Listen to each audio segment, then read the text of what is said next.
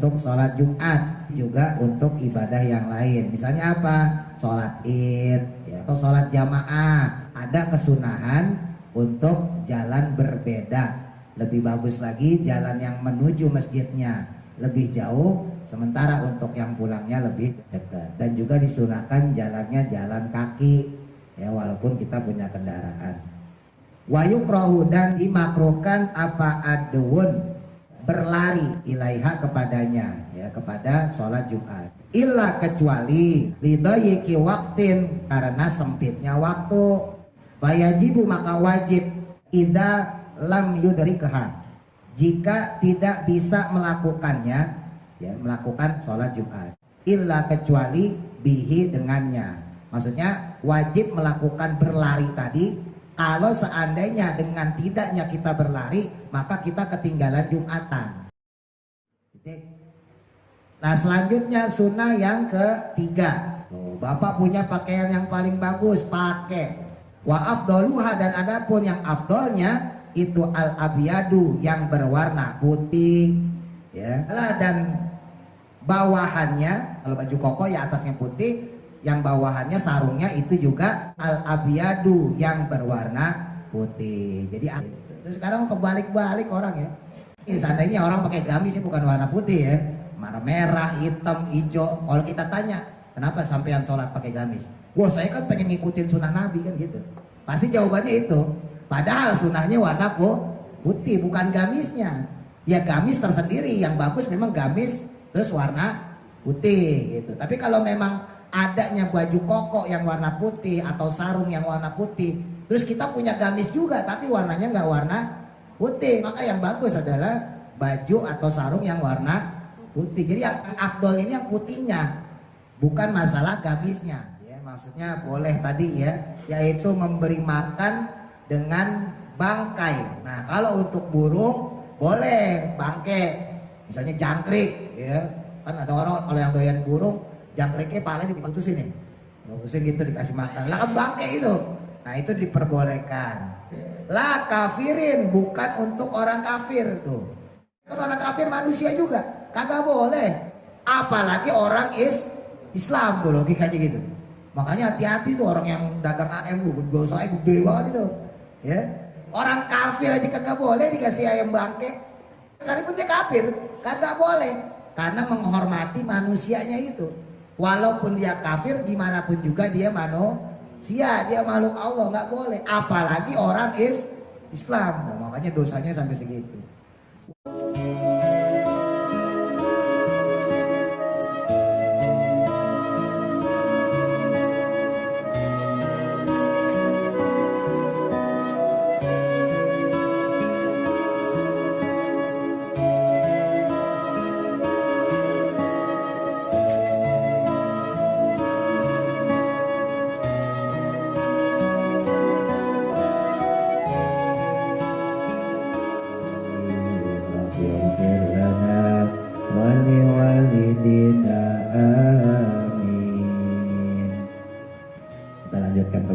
Masih pada sunnah-sunnah dalam melaksanakan sholat Jumat. Yang kemarin sunnah yang pertama yaitu mandi sebelum berangkat sholat Jumat. Sunnahnya diawali dari terbitnya fajar, berarti dari subuh sampai khotib naik mimbar. Lalu yang kedua yaitu datang lebih awal. Nah, ini kemarin belum selesai, kita lanjutkan untuk masalah datang yang lebih awal ini. Bismillahirrahmanirrahim. Qala musannifu rahimahullahu ta'ala wa nafa'ana bihi wa bi barakati ulumihi fi daraini amin. Wa yusannu, dan disunahkan. Apa yang disunahkan? Adzahabu, pergi atau berangkat, ilal musola, ke tempat sholat. Musola di sini tentunya masjid ya. Untuk sholat Jumat fi thoriqin, pada jalan, tawilin, yang jauh, masian, dengan berjalan kaki. Jadi bagusnya jalan kaki walaupun punya kendaraan. Tapi kalau yang udah sepuh ya nggak apa-apa naik motor. Tapi kalau mampu berjalan, usahain jalan kaki. Nah, Bapak-bapak yang jalan kaki tuh niatin tuh melaksanakan sunnah, jangan asal jalan tok ya, jalan niatin melaksanakan sunnah.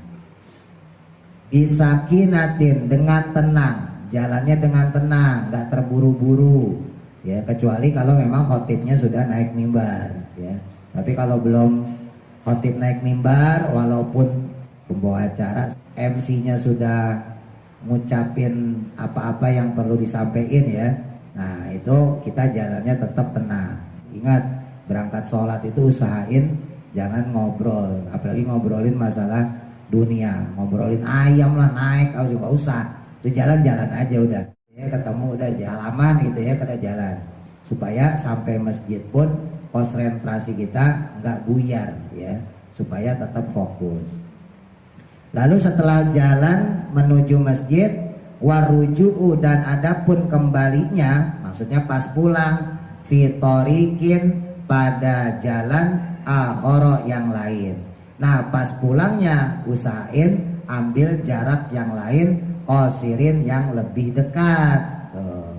Jadi kalau berangkatnya jalannya pakai yang agak jauhan, pulangnya muter pakai jalan yang lebih dekat ya, tapi kalau sampai sono-sono ya, nggak usah sampai postel ya. Saya sendiri kalau sholat di Baitunur, saya berangkat itu biasanya lewat gang tuh, lewat Pak Hitno tuh, tembus ke almarhum Bumar Giani, saya lewatnya situ tuh. Kalau yang merhatiin saya, tapi nggak merhatiin kayaknya ya. Kalau saya jalannya lewat situ, ntar tembus-tembus di Gang Sarung ya, jangan Gang Botol lah, Gang Sarung. Nah, Gang Sarung tembus di situ, ntar pulangnya baru lewat jalan lurus gitu. Jadi kalau saya sendiri biasanya sholat Jumat seperti itu ya. Ini boleh bapak ibu praktekin, boleh enggak ya, tapi kalau memang mau dilakuin niatin sunnah. Jadi kalau misalnya yang daerah sana misalnya gitu ya, kayak Paya di Celuk, bisa tuh muter tuh lewat belakang ya, lewat RT 8 ya, lewat di belakang, ntar pulangnya baru lewat jalanan. Jadi ada kesunahan untuk jalan berbeda. Lebih bagus lagi jalan yang menuju masjidnya lebih jauh, sementara untuk yang pulangnya lebih dekat. Dan juga disunahkan jalannya jalan kaki ya, walaupun kita punya kendaraan. Terus kemudian wakada, dan demikian pula fi kulli ibadatin, dalam setiap ibadah yang lain. Nah jadi ini juga disunahkan bukan cuma untuk sholat Jumat, tapi juga untuk ibadah yang lain. Misalnya apa? Sholat Id ya, itu juga disunahkan seperti itu. Atau sholat jamaah, boleh juga sholat jamaah berangkat lewat belakang motor ya. Nah, Pak Bandi misalnya lewat sana dulu ya, kesuwen tapi ya, kok selam boleh ntar ya, kalau misalnya sempat ya lewat belakang, ntar pulangnya cari yang deketan. Titik. Wayukrahu, dan dimakruhkan. Makruh itu tidak haram ya, diingat-ingat ya, kurang bagus gitu aja. Dimakruhkan apa adun, berlari, ilaiha, kepadanya ya, kepada sholat Jumat. Jangan berlari karena makruh ya, walaupun sekali lagi nanti ada beberapa batasan ya, misalnya ketika khotib sudah naik mimbar ya, jalannya jangan pelan buru-buru ya. Ini mah lagi kondisi normal ya, sebab pengarang kitab ini kan Syekh Zainuddin Al-Malibari. Zaman dulu beliau bikin kitab ini kondisinya masih normal, orang berangkat itu masih sesuai jadwal ya, telat-telat jam 11. Nah kita zaman sekarang jam 11 udah paling dulu. Nah bedanya gitu. Kasa iril ibadati, sama juga seperti halnya sekalian ibadah yang lain, sama ya. Sholat biasa pun begitu, sholat 5 waktu ya, zuhur, asar, maghrib, isya, subuh, sama. Usahain gak usah pakai lari, jalan aja. Illa, kecuali, nah nih pengecualiannya, lidayiki waktin, karena sempitnya waktu. Fayajibu, maka wajib, idza lam yudrikha, jika tidak bisa melakukannya ya, melakukan sholat Jumat. Illa, kecuali, bihi, dengannya. Maksudnya wajib melakukan berlari tadi. Kalau seandainya dengan tidaknya kita berlari, maka kita ketinggalan Jumatan, berarti hukum makruhnya hilang ya. Kalau darurat karena memang waktunya sempit, Ya, kalau untuk sholat Jumat berarti khotibnya sudah mau selesai. Ya, kalau sholat jamaah ya berarti sudah ketinggalan beberapa rakaat. Nah, jadi kalau hukum normal mah aslinya makruh, tapi ketika sudah darurat, kalau kita nggak berlari, ini kelar nih Jumatan, maka dihukumi wajib, gitu ya. Dalam kaidah fikih, daruratu tubihul makdurat. Jadi yang namanya darurat itu bisa mengalahkan sesuatu yang membahayakan yang lain. Kalau dalam hal ini ibadah, ya berarti membahayakan ibadah kita, sampai-sampai kita nanti ketinggalan rakaat Jumat. Walaupun kalau seandainya kita cuman ketinggalan 1 rakaat, kita masih bisa berdiri lagi, lanjutin 1 rakaat. Ingat-ingat ya.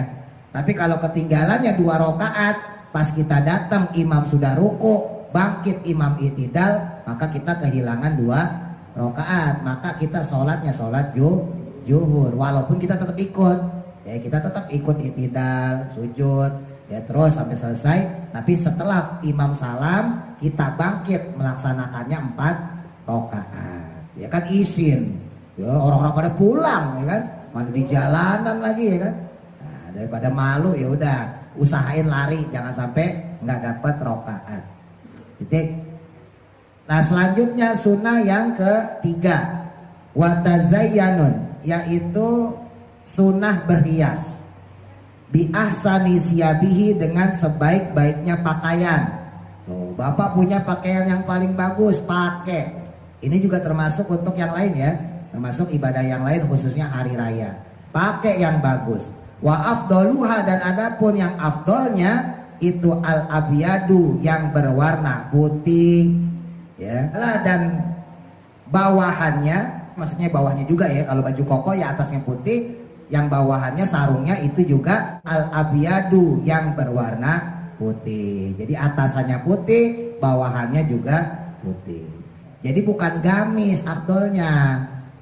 Gamis kalau warnanya hitam, sementara ada orang pakai baju koko, bajunya warna putih, maka yang afdol baju koko. Lebih afdol lagi pakai gamis warnanya putih gitu. Terus sekarang kebalik-balik orang ya. Gak sedikit soalnya saya ngeliat orang tuh, ya Allah, ya mungkin lagi semangat ibadah, biarin aja dah. Ya tapi kalau ditanya nih, seandainya orang pakai gamis bukan warna putih ya, warna merah, hitam, hijau. Kalau kita tanya, kenapa sampean sholat pakai gamis?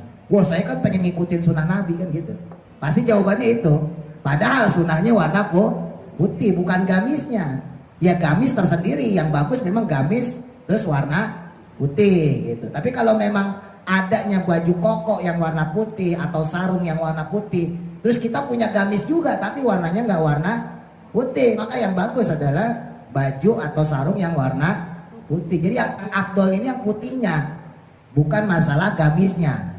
Syukur-syukur kita punya gamis putih, nah, itu lain lagi ceritanya, itu lebih afdol lagi, paham ya? Jadi tingkatannya gitu. Yang bagus memang pakai baju gamis warna putih. Ya, tapi kalau nggak ada baju koko warna putih, baru yang terakhir gamis to. Jadi gamis to ini udah belakangan nih, yang selain warna putih. Ya, jangan gagal paham. Zaman sekarang banyak orang ngejarnya gamisnya, sementara warnanya hitam, apa segala macam, ya merah dan sebagainya. Ma yaitu kainnya, ya subiko, yang dicelup, qabla nasjihi, sebelum ditenun. Warna tersebut adalah warna asli ya, yang mana dicelup sebelum ditenun. Ya kalau ibu bapak ngerti masalah pakaian ya, itu pakaian ada yang dibikin dulu baru diwarnain. Ada yang memang warnanya begitu karena dari benangnya begitu warnanya, baru kemudian dijahit, dibikin pakaian. Nah yang bagus adalah pakaian yang memang asli warnanya seperti itu ya, tanpa diwarnain lah gitu ya, bagusnya seperti itu. Cuma kan zaman sekarang kita udah buta masalah pakaian, pokoknya beli aja kan gitu. Ya udah pokoknya ambillah yang warna putihnya gitu ya.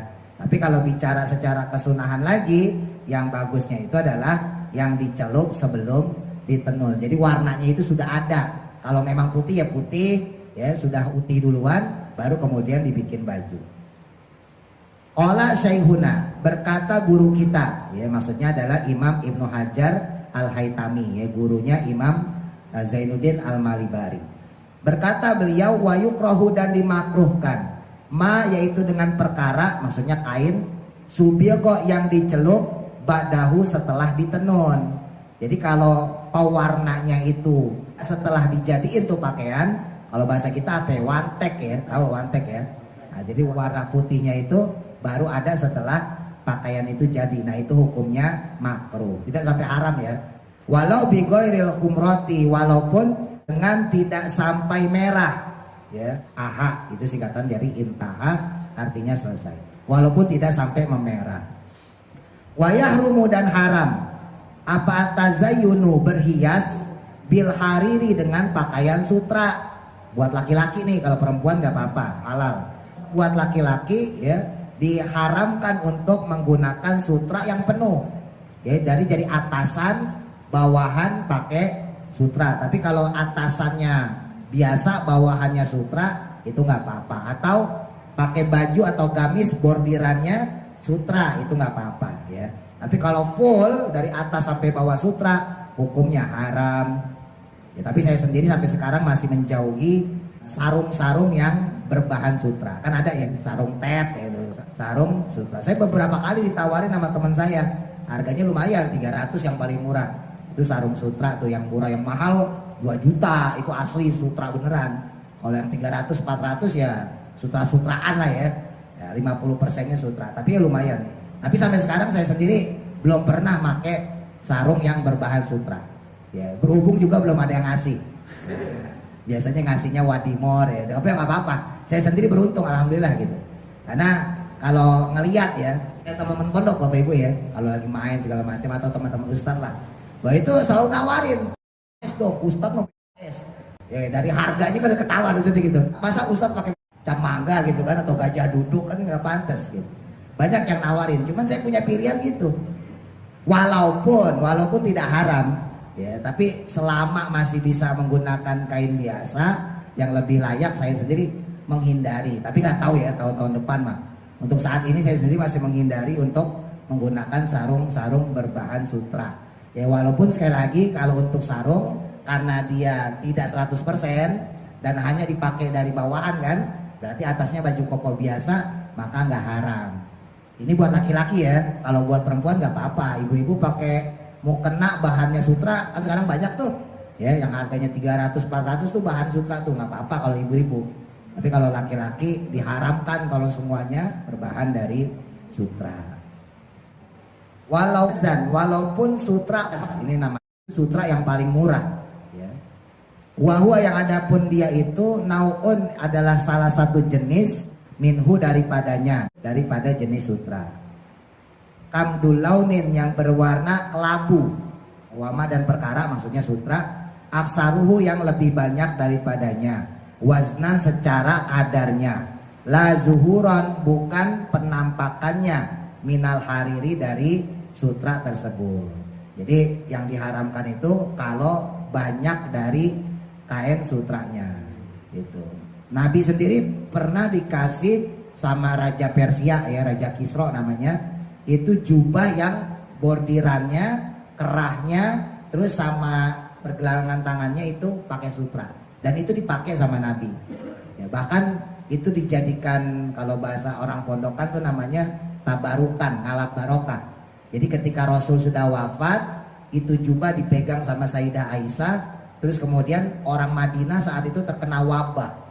Ya kalau kayak kita mah kemarin tuh corona ya. Nah itu terus kemudian jubahnya Nabi dicelupin di air, terus diminumin ke orang-orang yang sakit yang kena wabah di Madinah. Ya biiznillah, dengan izin Allah, barokah jubahnya Nabi itu, kemudian orang-orang yang sakit di Madinah sembuh. Nah, itu barokahnya jubahnya Nabi yang dipakai dan dikasih saat itu oleh Raja Persia. Ya jadi ada bahan sutranya. Nah itu kan lebih sedikit. Kalau sutranya persentasenya lebih sedikit daripada kain lainnya, bahan lainnya, maka diperbolehkan. Makanya kayak laki-laki misalnya sarungnya sutra tapi bajunya koko biasa, bukan bahan sutra, itu masih diperbolehkan. Nah adapun tadi saya sampaikan kepada Bapak Ibu, kenapa saya sendiri menjauhi untuk memakai sutra, karena inti daripada pemakaian sutra itu sebetulnya bukan dari bahan sutra itu sendiri. Nabi itu pengen mengajarkan pola hidup sederhana. Jadi intinya ya, intinya larangan pemakaian sutra menurut ulama-ulama toreko, menurut ulama-ulama hakikat bukan kepada jenis sutranya sebetulnya, tapi lebih kepada pola hidup sederhana. Nabi bisa aja pakai baju sutra, orang Nabi orang kaya, ya minta sama orang juga pasti dikasih. Kenalan raja-rajanya banyak, kenalan bangsawannya juga banyak. Tapi Nabi gak mau lakukan itu karena pengen ngajarin umatnya dengan cara hidup sederhana. Walaupun Nabi bisa sekali lagi ya. Nah makanya Nabi gak melakukan itu. Nah haramnya sutra bagi laki-laki menurut ulama-ulama hakikat sebetulnya bukan dari jenis sutranya itu sendiri, tapi dari pola hidup.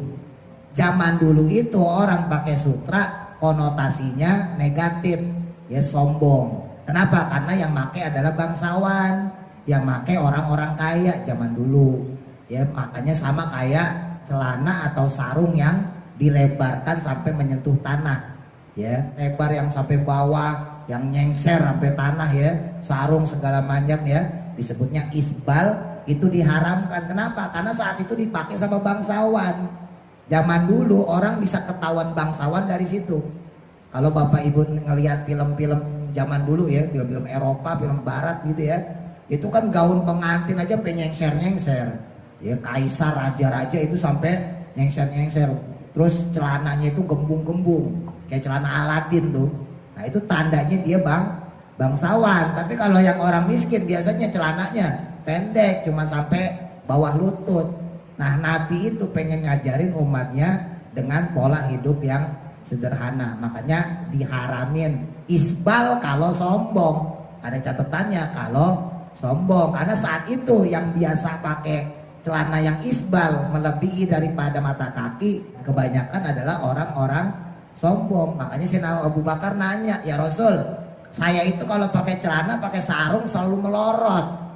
Nah, karena Sayyidina Abu Bakar badannya tinggi gede, perutnya gendut. Ya, orang kaya biasanya perutnya gendut. Ya kalau sekarang enggak, ya miskin aja perutnya gendut kok buncit. Zaman dulu itu enggak.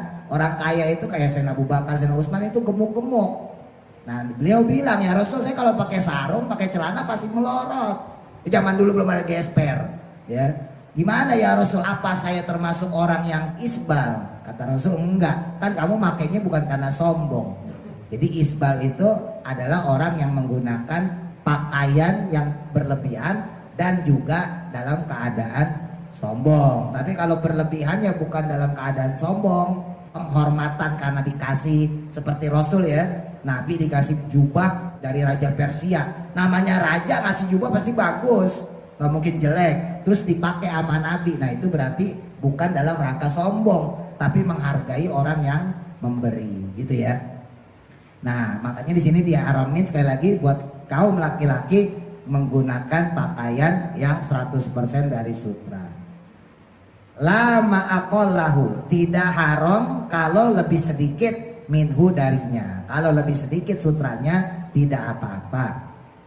Wala mastawa, dan juga tidak apa-apa, ya maksudnya tidak haram jika sama fihi di dalam kain tersebut al-amroni, kadar keduanya. Jadi kalau sama-sama 50-50, 50% sama kadar keduanya diperbolehkan. Lagi mana kalau ragu? Walau syaka, dan jika ragu fil aksari dari kadar banyaknya. Wah ini banyak apa sedikit nih jumlah kadarnya nih, ya sutranya lebih banyak atau kain biasanya yang lebih banyak. Fal aslu, maka hukum asalnya itu al-hillu, yaitu dihalalkan alal aujuhi menurut beberapa qaul. Kalau kita ragu ini banyak apa sedikit, maka dihukumi sedikit. Ini hukum kaidah fikih ya. Al aslu adama. Jadi sama kayak sholat. Sholat 2 rakaat apa 3 rakaat. Kita lupa, kita ragu-ragu, maka dihukumi 2 rakaat yang paling sedikit kan gitu. Maka nanti kita harus nambah 2 lagi kalau sholatnya 4 gitu ya. Nah ini sama seperti kadar sutra ya. Kembali ke kaidah fikihnya al aslu adama. Jadi misalnya dihukumi sedikit atau banyak kita ragu, maka dikembalikan ke hukum asal yaitu sedikit. Titik farun cabang. Yahilu halal, apa al-hariru ya sutra, pakaian sutra atau kain sutra, likitalin untuk perang. Kalau dipakai buat perang dihalalkan illam yajid, jika tidak ditemukan goyrohu akan selain baju sutra tadi. Nah, kalau untuk perang seandainya darurat nggak ada baju lagi, maka diperbolehkan pakai pakaian sutra karena darurat untuk perang. Aulam yakum, atau tidak ada, maksudnya makomahu penggantinya, fidaf isilahi, dalam menangkis pedang, maksudnya dalam perang ya. Andai kata orang tersebut nggak ada sesuatu yang bisa dipakai buat perisai ya, perisai itu kan biasanya pakai besi ya, cuman zaman dulu itu orang biasanya taktik perang itu perisainya dilapisin sama sutra ya. Nah andai kata ada orang kok nggak punya besinya, cuman pakai sutranya doang dan tidak ada lagi penggantinya, nggak punya besi dia, maka diperbolehkan untuk dipakai buat laki-laki sekali lagi, karena yang perang kan laki-laki ya. Nah ini juga pengecualian.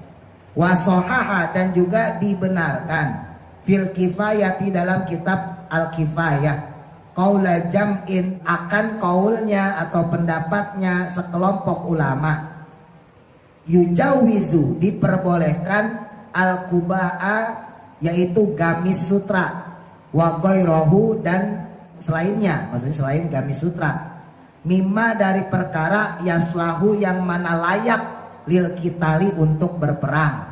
Nah ini berarti beda pendapat ya, khilafiyah. Sekelompok ulama memperbolehkan orang menggunakan pakaian atau gamis dari sutra kalau memang itu layak dipakai untuk berperang. Wa in wajada, walaupun dia menemukan goyrohu, selain daripada pakaian tersebut, selain dari pakaian sutra ya. Jadi ada dua pendapat. Yang pendapat pertama mengatakan boleh dipakai kalau nggak nemuin baju perang lain. Pendapat yang kedua, ketemu atau punya baju perang lain ataupun tidak, tetap nggak ada keharaman kalau buat perang. Pendapat yang kedua. Nah pendapat yang kedua ini menyatakan mutlak ya, halal, diperbolehkan. Kenapa? Alasannya yaitu irhaban, untuk menakut-nakuti, lil kufari, kepada orang-orang kafir. Kata liyati saifi, sebagaimana hukum menghias atau melapisi pedang ya, bifiddotin, dengan perak. Nah jadi untuk nakut-nakutin orang kafir pakai baju gamis dengan bahan sutra ketika berperang, menurut sebagian ulama diperbolehkan sekalipun dia sendiri sudah punya baju perang lain. Tujuannya tadi ya, untuk menakut-nakuti orang kafir. Memang kalau bapak ibu pikir untuk zaman sekarang kagak aneh. Ini kita balik ke zaman dulu ya. Zaman dulu bapak, kalau orang mau perang nih ya, dia ngelihat musuhnya itu pakai pakaian sutra, kan dari jauh mengkilap. Wah ini pasti bangsawan, ini pasti yang jagain banyak, gitu pikirannya, otaknya dipikir gitu. Wah ini pasti bangsawan nih, pakaiannya sutra, ya kan? Pasti bodyguardnya banyak, maksudnya begitu, paham ya maksudnya ya? Nah terus ketika dia pakai pakaian sutra, berkilau dari kejauhan, orang tuh, kalau orang sekarang bilang udah ngeper duluan, udah takut duluan. Wah takut saya ini kalau ngelawan dia bisa kalah nih saya. Nah ini sama dihukumi seperti pedang yang dilapisi perak. Itu diperbolehkan kalau buat perang, sekali lagi. Bukan buat gaya-gayaan, bukan ya. Buat perang, supaya nakut-nakutin orang. Lagi-lagi supaya dicap bangsawan. Karena kalau orang bangsawan pasti bodyguardnya banyak. Ya, kalau bangsawan udah bodyguardnya banyak, ya yang jagain banyak, pengawalnya banyak, dan tentunya alatnya lebih canggih. Kalau dia ngeluarin pedang, pasti pedangnya lebih tajam dari pedang saya. Begitu. Kalau dia megang tameng, pasti tamengnya lebih bagus, lebih kuat dari tameng saya. Jadi orang kafir takut duluan. Nah itu tujuannya adalah irhaban, untuk menakut-nakuti, itu diperbolehkan. Sama seperti dulu sahabat-sahabat yang sudah sepuh, ya rambutnya sudah kelihatan ubannya, mengecat rambutnya dengan berwarna merah. Jadi agak pirang. Sebab kalau putih, ya kelihatan ubannya, perang kan ketahuan tuanya. Lah orang tua juga jatuh ya kan. Pakai yang warna merah. Jadi kayak anak kecil tuh Bapak Ibu. Anak kecil kalau sering main siang-siang kan rambutnya kayak rambut jagung tuh ya. Nah, kemerahan. Wah, ini berarti orang sering berantem nih gitu. Buat nakut-nakutin musuh. Tujuannya bukan untuk berhias dalam rangka pamerin kejantanan ya, bukan memamerkan ketampanan, bukan, tapi untuk menakut-nakuti musuh. Wali hajatin, dan termasuk juga atau untuk hajat. Kajarobin, seperti memakai sutra, in adahu, ketika atau jika ada yang menyakitinya, ghairuhu, yaitu orang lain yang menyakitinya, atau untuk sakit juga boleh ya. Jadi ada orang yang menyakiti dia, atau untuk orang yang sakit juga diperbolehkan. Karena sutra itu bisa menyembuhkan penyakit kulit, penyakit belang ya, zaman dulu, sekarang udah jarang lah ya. Kadas, kura, panu itu insya Allah sembuh kalau pakai baju atau pakaian yang berbahan sutra. Nah itu kalau buat penyakit boleh, karena balik lagi ke asalnya yaitu darurat. Aukana fihi, atau ada di dalamnya naf'un, yaitu ada manfaat, la yujadu, yang tidak ditemukan, fi ghairihi, pada selainnya. Nah jadi kalau ada manfaat, yang mana manfaat tersebut tidak ada pada bahan lain yang bukan bahan sutra, juga diperbolehkan. Wakum malah, dan juga pada kutu.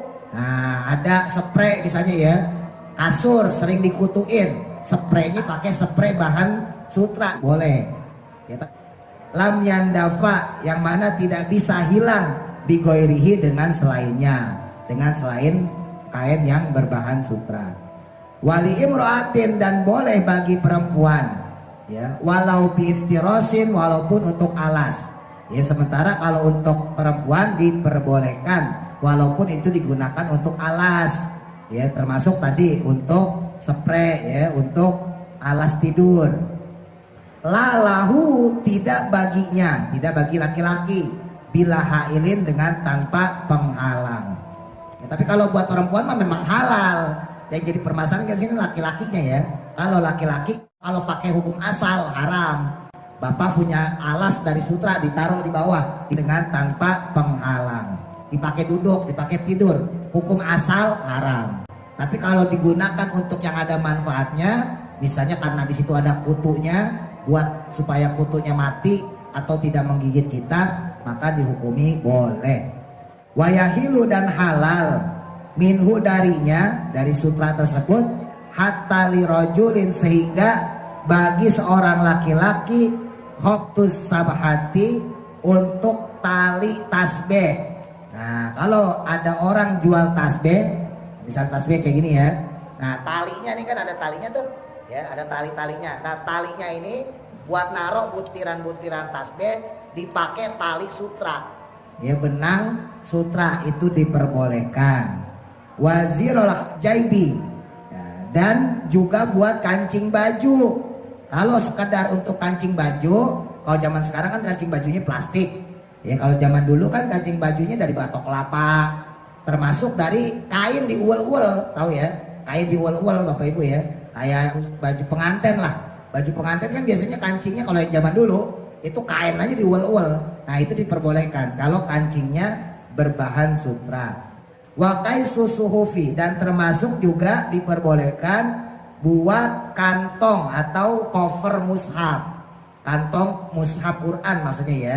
Bapak Ibu punya mushaf Quran, kantongnya, covernya berbahan sutra. Nah itu kalau yang buat souvenir tuh bagusan yang begitu ya, tasbih talinya dari sutra, jangan tasbih biasa ya, atau Quran dengan cover atau kantongnya itu berbahan dari kain sutra. Wadarohimi, dan juga untuk kantong dirham, maksudnya wadah uang ya. Kalau zaman sekarang ya dompet bahannya sutra, boleh nggak? Boleh. Ini buat laki-laki juga boleh, bukan buat perempuan dong ya. Pokoknya kalau perempuan mutlak untuk sutra halal untuk perempuan. Tapi kalau buat laki-laki enggak, ada beberapa yang diharamkan kalau 100% tadi. Termasuk juga wa'iqaul imamati, yaitu tutupnya sorban ya. Untuk tutupnya sorban juga diperbolehkan, berarti kan cuma sedikit.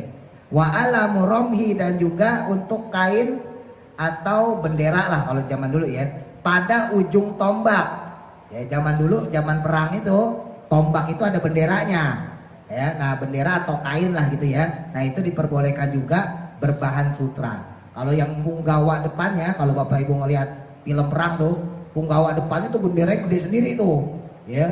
Nah itu benderanya itu kalau berbahan sutra diperbolehkan. Sekalipun nanti itu dipakai buat perang juga, ya dipakai buat tombak.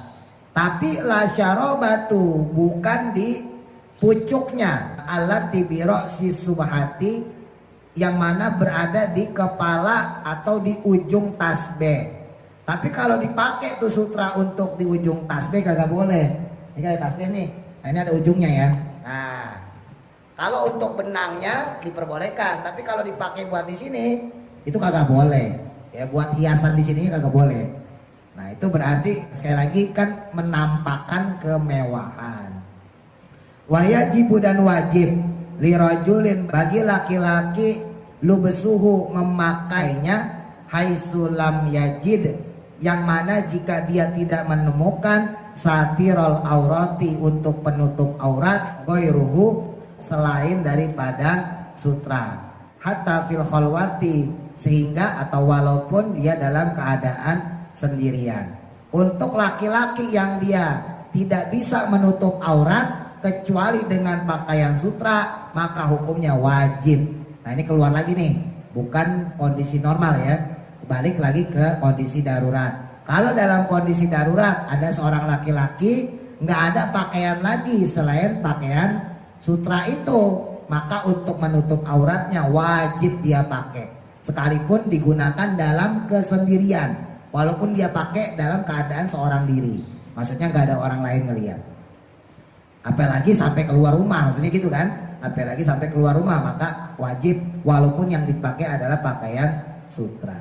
Titik. Wayajuzu, dan boleh apa lubsu saubi, memakai pakaian almasbugi yang dicelup, bi ayyi launin, dengan warna apa saja.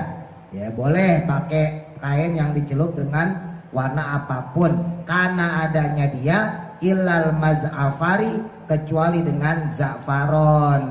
Kenapa dengan za'faron gak boleh? Za'faron itu identik di zaman Nabi miliknya perempuan ya. Jadi supaya nggak tasyabuh, supaya nggak menyerupai perempuan, maka laki-laki di zaman Nabi nggak diperbolehkan mencelup pakaiannya dengan za'faron atau menggunakan minyak wangi dengan minyak wangi za'faron, karena identik dengan perempuan. Beda sama misik. Misik atau kasturi kalau bahasa kita itu adalah minyak yang normal ya, yang mutlak buat siapa aja boleh, buat bapak-bapak, buat kaum laki boleh, buat ibu-ibu, kaum perempuan juga boleh. Tapi kalau za'faron itu memang ada beberapa pendapat ulama yang tidak memperbolehkan.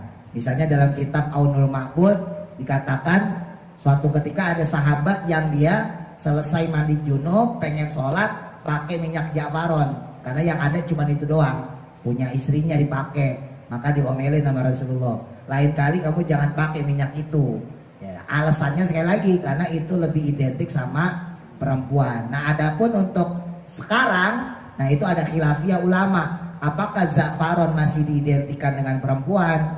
Ada ulama-ulama yang berpegang pada pendapat ulama salaf, lebih ikut kepada hadis tersebut. Jadi sampai sekarang za'faron masih dihukumi identik sama perempuan. Tapi kalau menurut ulama kholaf, ulama-ulama modern, ilatnya sudah tidak ada ya, karena sekarang parfum, minyak wangi itu udah macem-macem, makanya udah nggak ada lagi identik antara za'faron dengan misik ya. Misik yang pakai laki-laki perempuan juga banyak ya, za'faron buat laki-laki juga diperbolehkan gitu menurut pendapat ulama yang modern. Kita lagi ya, walam saubi najisin, dan diperbolehkan juga menggunakan atau memakai pakaian yang terkena najis fi ghairi nahwi sholatin, dalam selain semacam sholat. Kalau buat sholat kagak boleh, tapi kalau buat selain sholat pakai baju yang terkena najis diperbolehkan, haitsu la rutbatan, selama tidak basah.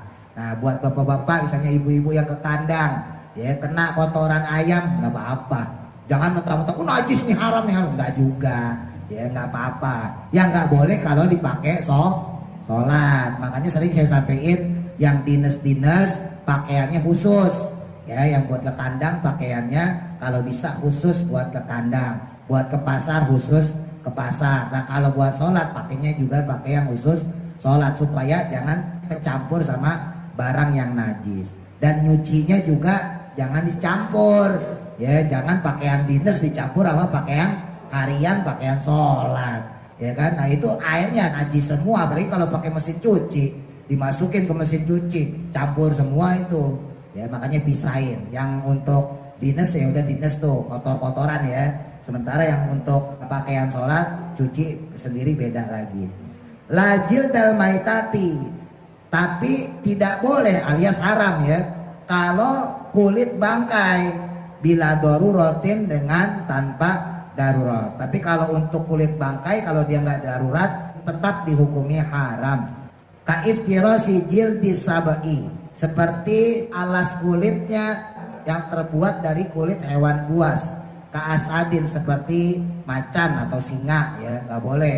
Nah ini lagi-lagi nih, yang kayak begini kan biasanya lebih cenderung kepada kemewahan.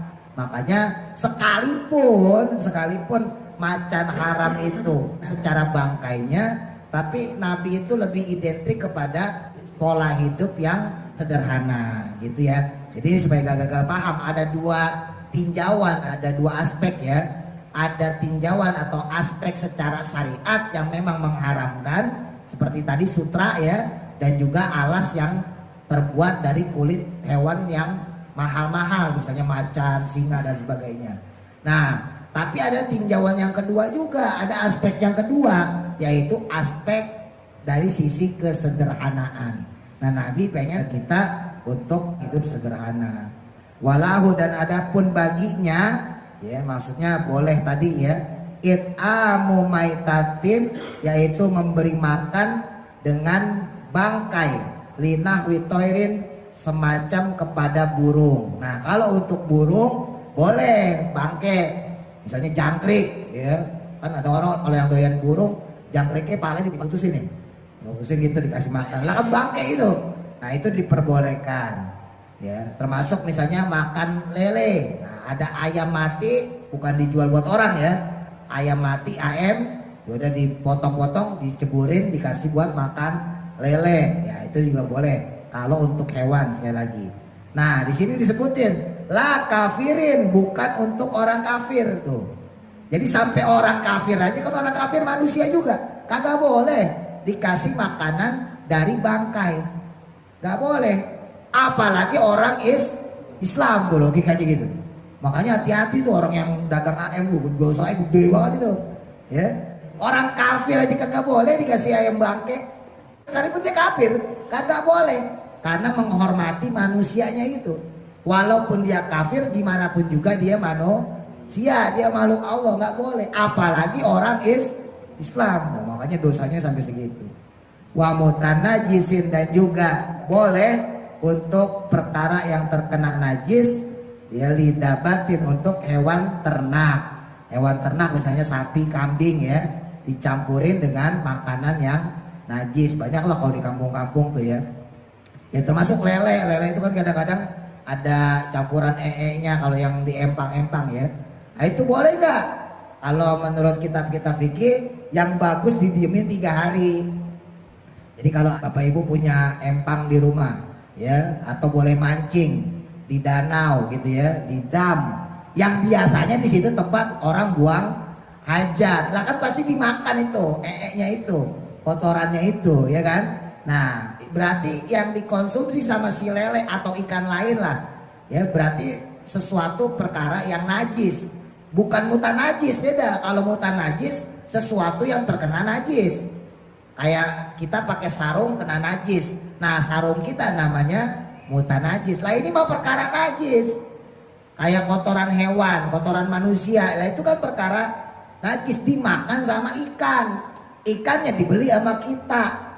Nah kalau pakai hukum fikih boleh, jadi nggak usah takut, ya. Cuman yang bagus itu ikan dihidupin dulu 3 hari, ya. Jadi kalau seandainya kita punya lele kayak gitu, ya, boleh mancing misalnya, ditaruh dulu di ember sampai hidup 3 hari, baru kemudian dipotong, fungsinya adalah untuk menghilangkan sisa-sisa dan bau-bau dari kotoran yang dia makan. Tapi sekali lagi, seandainya pun langsung kita siangin, kita goreng, itu tetap halal.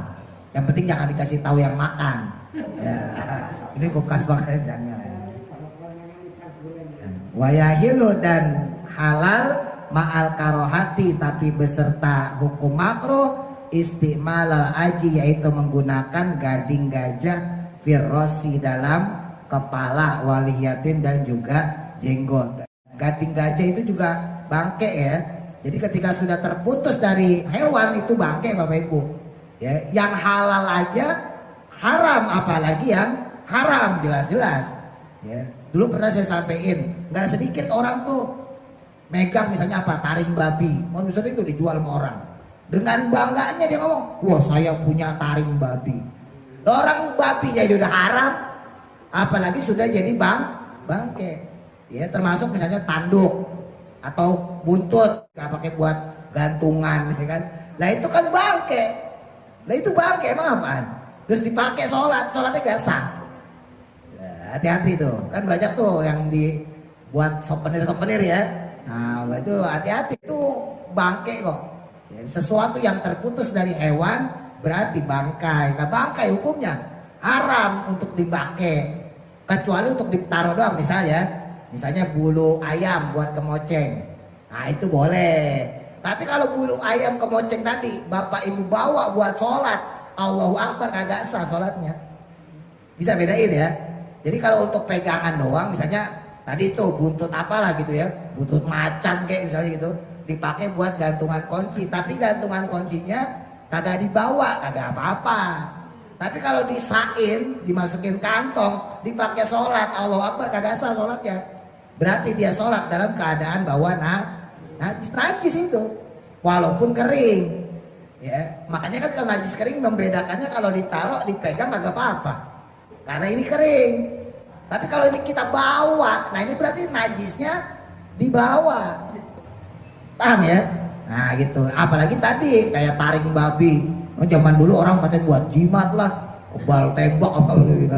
Lah taringnya aja udah najis, apalagi babi dipakai buat sholat. Lo coba tuh. Nah, kan orang bodoh gitu, orang nggak ngerti, makanya ya pentingnya ngaji gitu. Haitsu larotu batin, yang mana sekiranya tidak basah. Ya kalau basah ya berarti najis.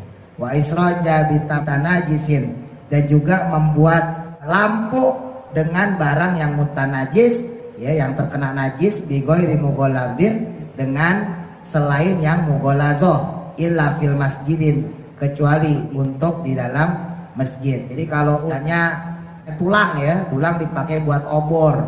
Ya kalau zaman kita untungnya orang tua kita diajarinnya sama wali-wali itu pakainya bambu ya. Jadinya udah pasti halal lah gitu ya. Tapi kalau seandainya dipakainya barang yang najis, itu sebetulnya diperbolehkan. Tapi kalau ditaruh dibawa ke masjid, itu nggak boleh. Wa in qalla, walaupun sedikit ya, duhonuhu, asapnya, khilafan, berbeda pendapat, li jam'i, menurut sekelompok ulama. Wallahu a'lam. Mudah-mudahan manfaat. Al-Fatihah. A'udzu billahi minasy syaithanir rajim. Bismillahirrahmanirrahim. Alhamdulillahi rabbil alamin. Ar-Rahman